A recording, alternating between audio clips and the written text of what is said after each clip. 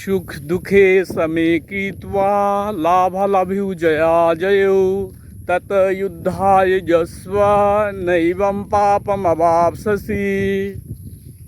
সুখ দুঃখ লাভ ক্ষতি জয় পরাজয় সব কিছুকে সমান ভেবে যিনি কর্ম করে যান, যুদ্ধ করে যান, তাকে কোনো পাপ স্পর্শ করে না।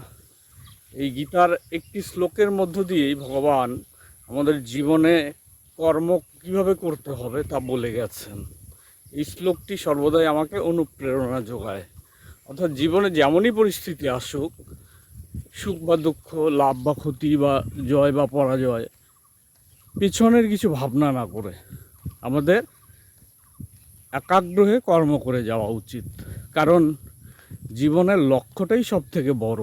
বিনিময়ে কি পেলাম, এই ভাবনা নিয়ে যদি আমরা কর্ম না করি, তাহলে সেই কর্মে যদি কিছু ভুল ত্রুটি হয়, ভগবান এখানেই বলেছেন নৈবম পাপম অবাপসসি, কোনো পাপ আমাদের স্পর্শ করবে না।